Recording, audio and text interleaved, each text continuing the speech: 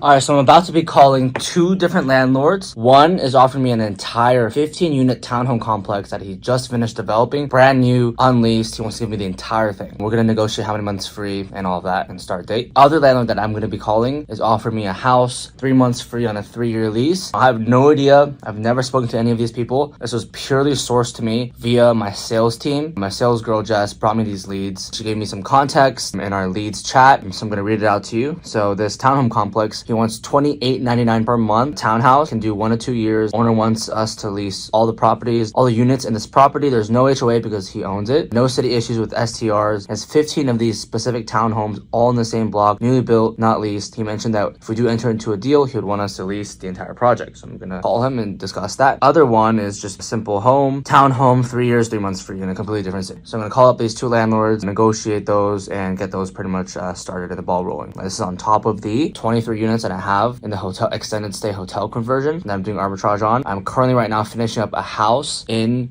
Texas as well. Literally, it's about half furnished by the next week. We should be done by the next week Friday. And then we're currently also going to be leasing an entire 9-unit townhome complex literally right next to a major sports stadium. A lot of good things in the works. This is what happens when you build a proper sales machine on one hand that just feeds you very, very quality leads, fully vetted for STR. My sales team is fully trained. I don't have to do anything except analyze the deal, talk to the landlord, finalize the terms, and then boom. Then it gets handed to my acquisitions team. So I don't even have to do any of the acquisitions, any of the ordering, any of the designing, any of the actual delivery, logistics, setup. That's all handled by my acquisitions department, right? And then after that, it gets passed down to my operations department, which is a team of VAs, virtual assistants, cleaners, and handymen. And they take care of actually operating the property, making sure it actually generates the profits that I projected to do. And then from there, if you operate correctly, if you operate very well, and there's no issues with the landlord, there's no issues with the residents nearby, there's no issues with the actual building, that's where the operations piece actually helps in sales and it brings you inboundly, because that same landlord, if you go for the right landlords, he's going to give you more and more properties in his portfolio. He's going to refer his friends. If it's a large developer, he definitely has a network of other large developers, and they will start basically hearing about you. You'll get a lot of inbound leads on top of the actual outbound sales team, right? There's 3 buckets in the system that we call reverse arbitrage, which is the correct way of doing Airbnb arbitrage. It's the way of running a proper business, having synergies between different departments in your business where you are constantly getting leads in, you're constantly making profits, and you're not getting kicked out. There's no churn. This is very different from what everyone else is teaching, which is just a standard,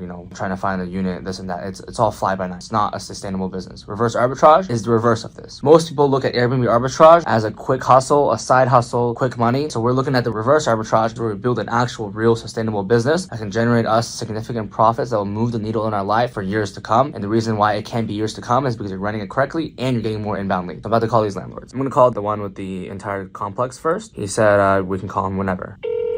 Hey, Pierce. Hello? Hello? Yeah? Hey, this is Derek Chung. I'm Jess's boss, the owner of Stay Hikaru. She mentioned that, we could potentially strike a deal. I'm just at early dinner. Oh, got you. Yeah, I'm about to go out grilling as well. Okay, go ahead. Cool, yeah. So Jess mentioned, we could potentially be leasing the entire complex. So that definitely interests us because we like to move in large batches at a time. 1 unit, 2 units. It's really not worth it for us at this stage with how many units we have in totality. So I just wanted to, give you a call and introduce myself and see if we can strike out a deal, kind of iron out the terms, and we can potentially get moving. These are completely done. I have a CO on half the project right now. I just got that last week. Okay. And so they're split between 2 sides of the street. So I have a row of 7 on one side of the street, north side, and then a row of 8, which are located on the south side. And I'm about 4 weeks away from, maybe 3 weeks away from the CO on the south side. Okay, cool. So we will basically be doing it in phases, and the 7 on one side are completely done right now? Correct, yeah. Okay. Yeah, that would work. So these 7 pretty much ready for move-in? Yep. Okay. So we can take on 7 at the same time. We're currently finishing up extended stay hotel projects, so it'd probably have to be, I'd say let's say around May 20th. Do you think that would be a timeline that would work for you? May 20th for lease start? Yeah, for lease start.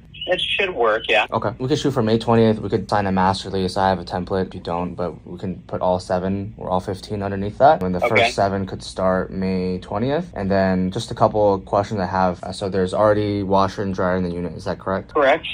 As far as the rent, are you flexible on that, or is that pretty much firm? That's kind of what I need to see, at least $2 a square foot. $2 a square foot. Would you be opposed to $2,800 flat for each one? Can't really do that. I mean, I can do, essentially, it breaks out to an average of $3,000 a unit. Okay, I'm looking at just one of them, so I guess they're all different sizes, and it comes out to about $3K. Right, exactly. I have, of the 15, 8 of them are 1,600 square feet. 7 of them are about 1,400 1,400 square feet. The 1,400. Each of them have 3 beds and 2.5 baths. Like, you get the same utility Right. out of each unit. It just happens to be one's a little bit bigger, the other's a little bit smaller. And I think we're at what, like $28.99 on 1,400 square foot unit, and then $31.50 on the 1,600 square foot unit. And basically for the 1,400 square foot unit, I'm charging a little bit more than $2 a square foot, and for the 1,600 square foot, it's a little bit less than $2 a square foot. So it kind of equals out to, or averages out, $2 a square foot. Yeah. So it comes out to exactly $3,033. Do you want to just? Sure. Would you be opposed to just calling it like $3K flat per unit? Yeah. So basically, it would be $45,000 a month. $45,000 a month. Yeah. For all 15. Okay. Let me verify that. I'm gonna do some analysis, but from what I'm hearing so far, that should work. Now, whenever we, especially when we like lease a lot of units at the same time, it takes us some time to set up, right? So we usually ask for like 3-month rent concession, and we're willing to sign a longer lease too to kind of make up for that. Is that something you think you would be open to? Not so much, because essentially I can, I could lease it one by one. Yeah, but it's gonna, they're gonna be sitting and pretty much. But shoot me something. And what I would say too is you're scaling into it anyway, just by virtue of my construction timeline. Right, exactly. So if you needed to stage unit in, like stage furniture in units that weren't quite ready for their CO, you could do that too. As in we can get early access? Right. Okay. So you could take advantage, if you're bringing in furniture for the 7 units that have a CO, you can also bring in furniture for the 7 that don't quite yet have a CO and store it in the garage. Okay. So that way you don't have to, you know what I'm saying? So you can take advantage of some efficiencies that way. Okay. No, that's actually perfect. We tend to do that as well. So those 8 units, when do you think they'll be, ready for move-in? 3 to 4 weeks. So now that I kind of have exactly what the inspector wants to see, basically we are applying the knowledge that we've gained on one side of the street to the other. And initially we started 2 months after on the other side of the street, but now that we kind of know what to expect and know what they want to see, we have a better process. And so that's kind of how I know it'll be 3 to 4 weeks now. Okay, that makes sense. So we could pretty much shoot for like June 1st move in. Correct. That way, as soon as it's ready, you already have a tenant in there for every single one of them. Right.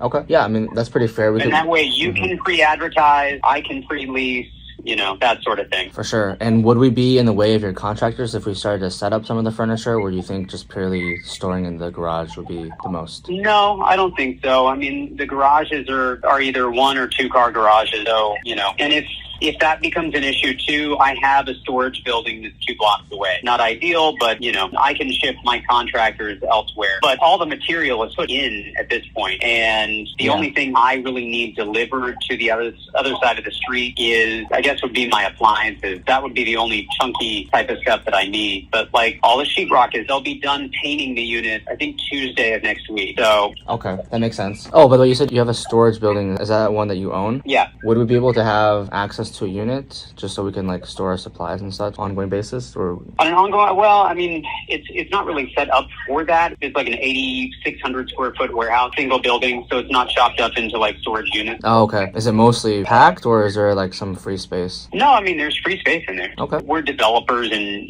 we're going to develop that into a apartment complex anyway. So I'm just kind of biding time until we start doing that, but that won't happen for about a year. In the meantime, if you wouldn't be opposed to us like utilizing it for storage, we won't put too and much also I've also got some storage units in an not adjacent, but like another apartment complex that's a couple blocks away as well. Okay. Yeah, we just need maybe like 100 square feet for like some racks and towels and supplies. Yep. Actually, it would probably be better to utilize one of the storage units in the apartment, another apartment building that I own, because they're individual, and I've got 33 storage units in that building. That might be more ideal and better suited to kind of what you need, because I do the corporate rental thing in New York City too. So I kind of know that you need towel turnover and sheets and all that sort of stuff.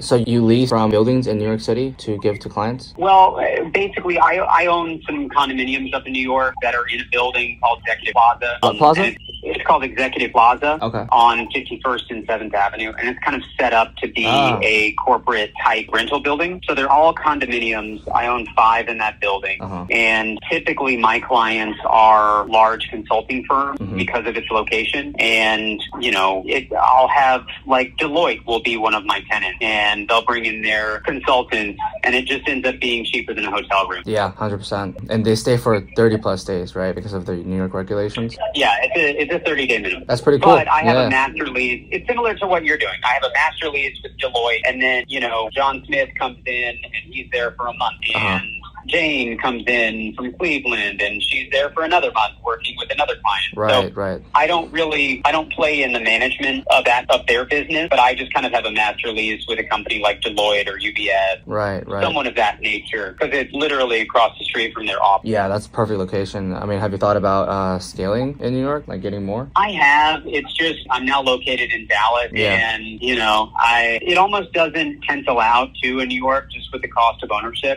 So on these properties, I have no debt up in New York, and so you know, it's a lot easier. Whereas the property and it's almost set up in New York where you can't really have a lot of leverage on property. Otherwise, you're debt negative or your debt service negative, cash flow negative, I guess, on the property. Right. It's hard to cash flow. I'm actually about to move out to New York. I'm going to be in Upper West Side, so I'm looking to scale our corporate housing business in New York as well. That's why I was very interested when you mentioned One thing I would look at if I were you would be what are called unsold share units within cooperative. Unsold share units? Yeah. So essentially they're sponsor units within existing co-ops. And typically co-ops have a lot of restrictions. However, there's a subset of shares called unsold shares, which are held by sponsors. And I own a couple of those up in New York as well. And they are not beholden to any of the co-op board rules or management. So it ends up being a wonderful workaround to that whole. Right. So is there a cap? Like, let's say there's a co-op. Is there a percentage cap to be allowed for unsold share units?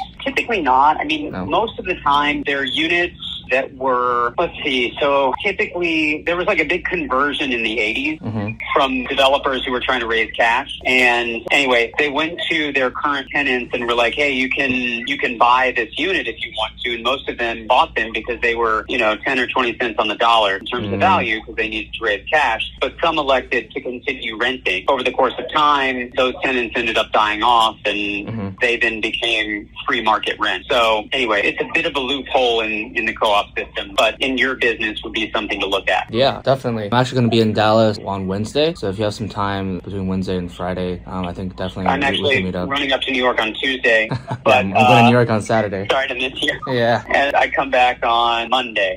Yeah, I'm going to be in New York by the time you get back. Well, actually, we could probably meet up in New York. I'm going to be in New York. I'm flying there on Saturday, so we'll figure out something. Cool. But yeah, I think it'd be great to meet you. Good. Yeah. But anyways, back to the deal. So because you mentioned we could start setting up, I think that would be fair to reduce that. Would you be open to, let's say, like 1.5 months the rent concession up front? I'd be more comfortable with one. Okay, so 1 month free rent, and then we like to sign longer leases just so we can lock in on both sides. We opposed to, like, let's say, like a 3-year lease. Potentially. Let me think on that. Sure. Any escalations in that? Yeah, 3 years? If we're gonna put in escalation, we could probably do like 5 years with max 3% escalation. Okay, let me think on that. Yeah, something to make it fair, right? Let me know what's gonna make it fair for you. Yeah. Because we're gonna be spending a significant amount of capital to furnish these, so we would like to kind of lock in access, but also give you locked in occupancy. No, I can understand that. Okay, sure. So just let me know what you think as far as that, and I can have my lawyer draft up the master lease and send that over to you. If I can tour the building on like Wednesday, that would be amazing, and then we pretty much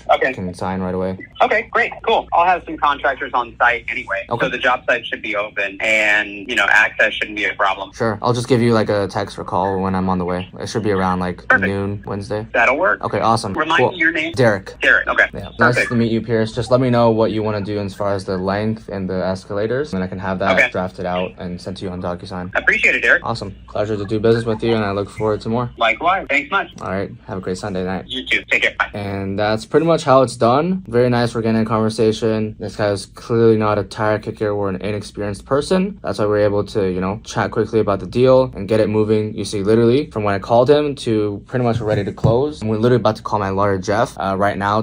Actually, we already have a master lease drafted, and it's templated master lease. So if you guys want that template, you can get it. This is different from the regular rental arbitrage deal where it's like, you sign a regular or traditional lease. I actually have a master lease for cases like this where I'm taking entire complexes or a significant amount of units, I have all the landlords sign a master lease. It already allows me to do short-term rentals, gives me first right of refusal to purchase, especially for bigger players like this, who I'm very well going to add more and more properties. We don't have to sign a new lease each time. We just amend the lease. There's already a list there. We can add more properties that belong to the same landlord. And there's already actually a grid that allows for like, hey, if I want to add, 123 Craven Street, I just put the address, I put the number of months free, I put the rent amount, I put the length, and it just adds to the master lease. So that reduces like us wasting time signing and drafting new contract and all of that, because we already all agreed to the terms. Rent escalators, all of that makes things a lot easier. So when you get to this sort of level, which you can get to very, very quickly, even RJ is at this level now, where you're approaching developers, owners, people that are high up decision makers that literally own these entire complexes, right? Then the rules don't matter. If you call the leasing office and then they say, oh, we don't do short-term rentals, who cares? You're talking to the owner, and the owner can do whatever he wants as long as you convince him. So now we're signing master leases to take down entire, you just heard it, 15-unit townhome complex that he just finished building. Actually, just finished building one side, and then now he's about to finish the other side by June. So pretty much my plan, as I was writing it down, is to start the 7 units on May 20th, and in that time period, he's very, very open and flexible, right? Because it's a business relationship, it's not so strict as to like, hey, you can't move in your stuff before May 20th. You know what I mean? If you're a small player and you're talking to a large building and you're working with like the leasing office, the property manager, they can't do much for you. In this case, you're talking directly to the owner. I'm pretty sure he's going to let me start building as soon as my furniture's arrive. I'm just going to give him a call. Hey, some furniture's arrived early before May 20th. We'll just go ahead and start setting it up. And at least we'll still start on May 20th. As at the end of the day, he wants me to do well so I can continue to lease more units from him. I want to do well, obviously, so I can make a profit from this. And then it's all mutually beneficial, right? So you can see here, there is a solution. You are a solution provider as a short-term rental operator for developers and owners like this, right? It's not just a one-sided value. Rethink your mindset as far as like calling. It's not a scenario where, hey, can I find a landlord that will allow me to do Airbnb? That's a completely wrong mindset, because you're coming from a very weak frame, coming from a frame of desperation and spamming people, right? The frame is that let me find and connect with owners that need occupancy, and let me take up large, swaths of vacancy from them, so it's a equal exchange of value. You heard there, if you want to sign a longer lease, what a landlord worries about is they might lose out on the rent potential, right? Let's say rent's increasing in the market and you locked in a certain rent, then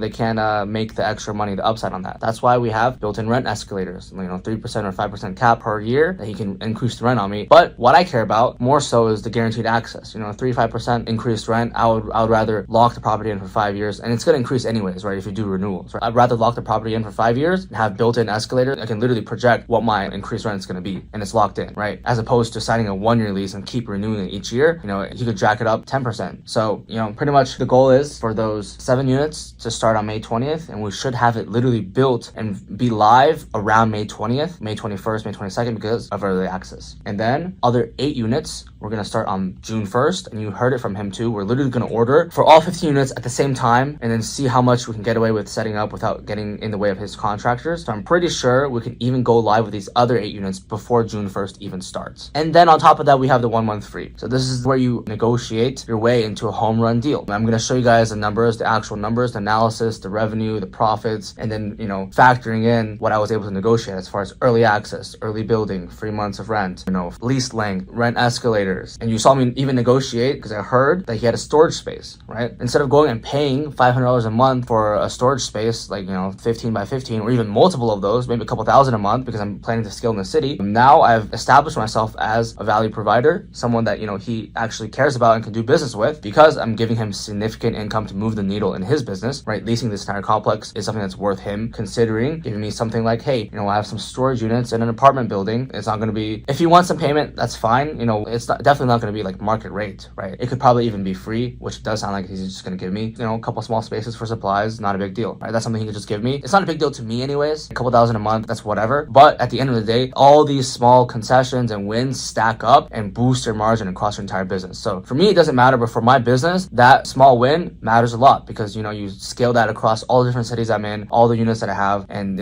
like literally in Detroit, we have a bunch of free storage spaces within the building that we were able to negotiate. And it's not a big deal. You saw the way that I negotiated. It's just kind of like, oh, can you slide that in there? Or just, a passing comment, right? It's not like, oh, let me write him a long email as to why it would be valuable for him to give me a storage space. That just looks very tacky and looks like you're inexperienced, right? So in Detroit, literally, we don't pay a single dollar for storage because we've negotiated free storage spaces in our building. Like, we rent entire high-rise buildings. They have a bunch of storage space. Why not give it to us? We're leasing a lot from you, and there's no reason to charge for that. So that's where you can save money. I have 200 units across 5 different cities, that's maybe like 9-10 storage units that I could be renting. That's saving me, like $4,500, like almost a half of 6-figure salary that I'm saving by just being natural and talking to people, right? And then there's something interesting, with him doing stuff in New York, where I'm going to explore that further. He definitely has brokerage connections. Now I'm going to see if I can get some, of the unsold share units within the cooperatives, because I am looking to scale in New York when I go there. But that's besides the point. But you can see where now this one landlord can start to give me business in multiple directions, right? And he's a developer. He mentioned that big storage building that he's currently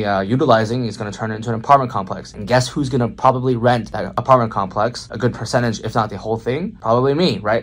If it's a commercial loan, maybe he can let me rent the whole thing. If it's a residential loan, maybe like 10-20% because of his lender. But that's something that I already have my sights set on, that, I'm going to work this relationship. That's why I asked to meet up with him for like dinner or coffee or whatever, right? So that I'm top of mind whenever he finishes projects, or his other friends that have finished projects. Oh, hey, after you finish your project, why don't you just lease to Derek? Because from day one, you can get the entire thing rented and go and refinance, right? That's where the value comes in, and they want to actually work with us. For example, in Detroit, the large buildings that we work with, they actually have like a meeting once a month to talk about the short-term rental operators that they have in their portfolio and to discuss the strategy around vacancy on that. And I actually heard from them, like, during higher seasons, they want to scale back on leasing to the short-term rental providers and just lease to regular. During the slower seasons where they need the vacancy or they need the occupancy, that's where they focus more on short-term rental operators, because they can come in and take large amounts of units. When they're fine taking in a slow season, you might have to give concessions, but it's better than having to just sit vacant, right? And then taking your chances whenever everything starts to heat up again. So again, the way to do reverse arbitrage is this way. This is reverse from the way that everyone else is teaching it. That's why we call it reverse arbitrage. There doesn't need to be any confusion on why we call it reverse arbitrage, right? You see it this way, you see it in real time. Deals happen, they happen organically, they happen without desperation, and they happen without,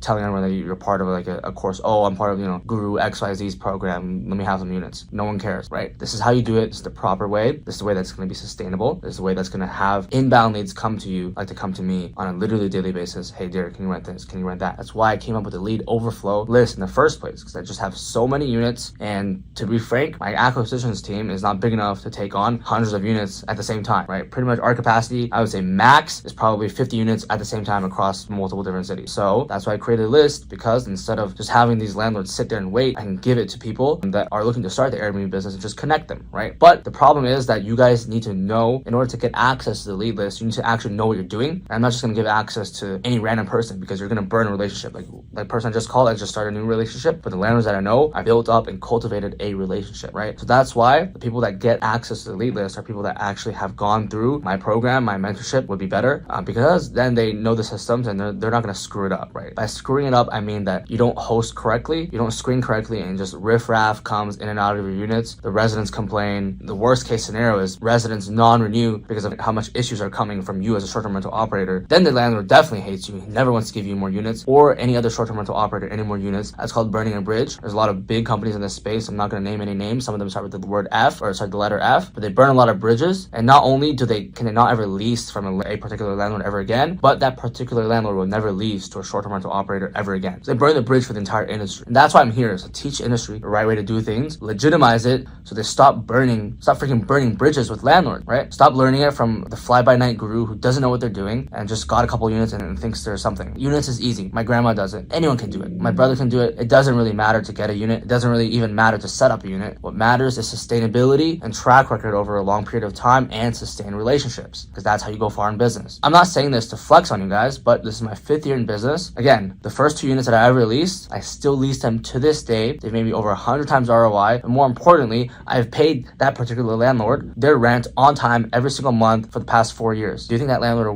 will rent to some other random guru's students that's asking for units, or me, right? It's very obvious. And that same property manager that gave me those 2 units has now moved on to become an asset manager at a hotel acquisitions firm, and they're giving me units left and right too, because of how well I've cultivated and developed that relationship, and not only developed a relationship, but shown to her and proved to her that our company can operate correctly. And that's why I am top of mind whenever she gets units. And these are completely off-market deals. You're not going to find these on Zillow. You're not going to find these on Rent Cafe. These are going to come off-market from your connections. This is the reverse arbitrage way of doing things. But I can go on and on about this, but I need to call this next landlord, and then I'll record this for you guys. So see ya.